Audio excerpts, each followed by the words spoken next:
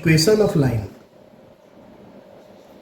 Equation of line plane, ऐसे equation of line एक होता है 3D जो कि 12th में तुम्हें पढ़ना है, अभी 11th में पढ़ना है। इक्वेशन ऑफ लाइन है प्लेन, ऐसे भी होता है ना, स्पेस में भी तो सकता है लाइन, लेकिन उसका नहीं पढ़ना, जेड वाला नहीं पढ़ना, अभी तुम्हें एक्स वाई वाला पढ़ना है।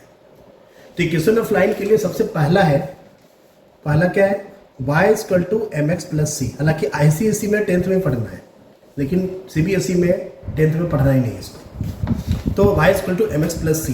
तो y क्या है, c क्या है, देखो ये हमारा y एक्सेस है और ये x एक्सेस है।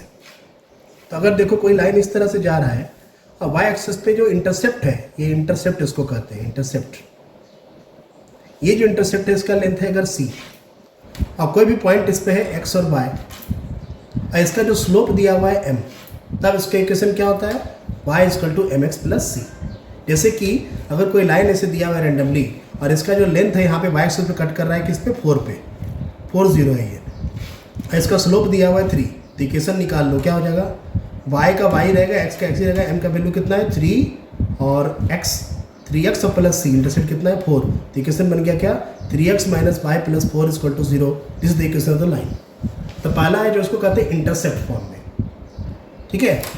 दूसरा जो है इस तरह से, जैसे कि दो पॉइंट तुम्हारे पास दिया है, a इक्वल टू दिया है 5 6 और b का दिया हुआ है सपोज 3 3 5 3 से 8 ले लो, चलो दो पॉइंट हमारे पास है 5 6 and 3 8 and you have to find the equation of the line. कैसे निकालोगे, इसको ले लो क्या, x1, इसको y1 और इसको x2 और इसको y2। तो पहले हमें स्लोप निकालना है, तो क्या करना है, देखो x minus x1 upon x1 minus x2 is equal to y minus y1 upon y1 minus y2। कुछ नहीं निकालना, सीधा ये डाल दो, इससे कैसे बन जाएगा। इसमें देखो दो अननोन क्वांटिटी है x और y, और नॉन क्वांटिटी क्या है, जिसमें x1 1 2 है वो नॉन क्वांटिटी है, और जिसमें सिर्फ x है y है वो अननोन क्वांटिटी है। तो ये दूसरा फॉर्मूला है, मतलब दो पॉइंट अगर दिए हुए हैं, कोऑर्डिनेट दिए हुए हैं, तो अलग अलग निकालने की जरूरत नहीं है स्लोप, डायरेक्टली तुम ये पुट करके तुम इक्वेशन बना लोगे। क्या है फॉर्मूला, देख लो ऑर्डर में, x minus x1 upon x1 minus x2 equal to y minus y1 upon y1 minus y2। ये दूसरा हो गया इक्वेशन, ठीक है। तीसरा फॉर्म में क्या है, तीसरा इस तरह से इंटरसेप्ट फॉर्म में, देखो अगर इस तरह से y एक्सेस है और ये हमारा x एक्सेस है और इस तरह से कट कर रहा है, इस पे कट कर रहा है b और इस पे कट कर रहा है a, मतलब इंटरसेप्ट b पे भी कट कर रहा है और a पे भी कट कर रहा है। तो उस केस में इक्वेशन क्या होता है, x upon a plus y upon b equal to 1।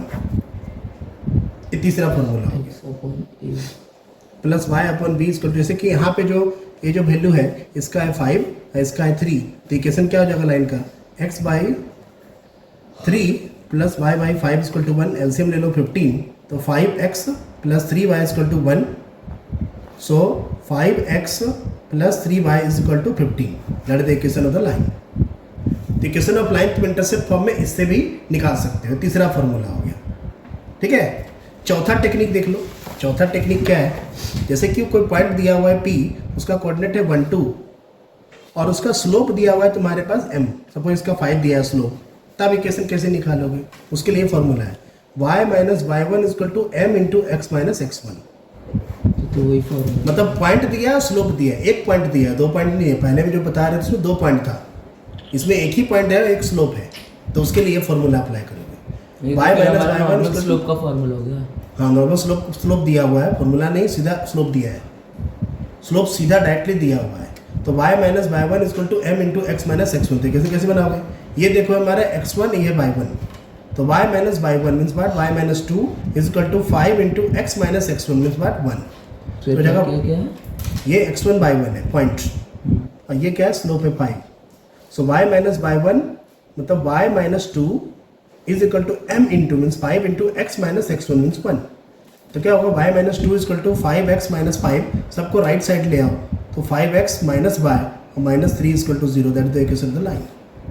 ये हो गया चौथा फॉर्मूला। कौन सा फॉर्मूला है, y minus y1 is equal to m into x minus x1, ठीक है। अब पांचवा और सबसे खूबसूरत फॉर्मूला देख लो देखो इसको, ये देखो ऐसा है, ये इस तरह से कट कर रहा है और इस लाइन पे परपेंडिकुलर ड्रॉप किया गया है सेंटर से, ओरिजिन से।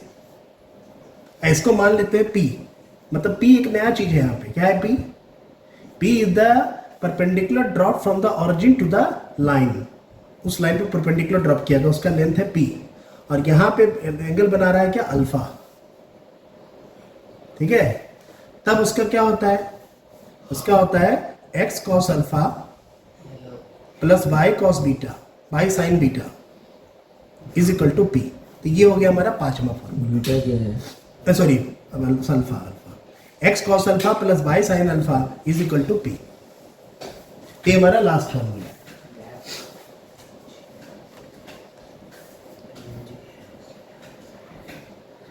y के साथ साइन है, हाँ ठीक है, इक्वल टू p। अब इस अल्फा को ओमेगा भी लिखा जाता है, कभी कभी अल्फा को ओमेगा भी लिखा जाता है, वही चीज़ है। तुम ऐसे भी लिख सकते हो x cos omega plus y sin omega is equal to p। अब देखो यहाँ पे क्या क्या क्या है, यहाँ पे एंगल क्या है, angle of the perpendicular with the x axis and p is the length of perpendicular drop from the centre from the origin to that line and x and y these are variable. तभी तक देखो इस formula को हम फिर से लिखते हैं, सारे फार्मूला को। पहला फार्मूला बताओ क्या था, y is equal to mx। हाँ पहला वाला तो y is equal to mx plus c। दूसरा फार्मूला उसी से मिलता जुलता लिख लो, y minus y1 is equal to m into x minus x1। ये दूसरा फार्मूला हो गया। और तीसरा क्या है, y minus y1 x minus a plus y upon b is equal to 1, intersect form में। इंटरसेप्ट उसके बाद x minus x1 upon x1 minus x2 is equal to y minus y1 upon y1 minus y2। उसके बाद ये वाला formula है, क्या है, x cos alpha y sin alpha is equal to p। अब इतना तुमको होलसेल में याद करना पड़ेगा, तब तुम आराम से सोल्व कर सकते हो होलसेल में। 5 फॉर्मूला तुम्हें रटना है स्ट्रेट लाइन का।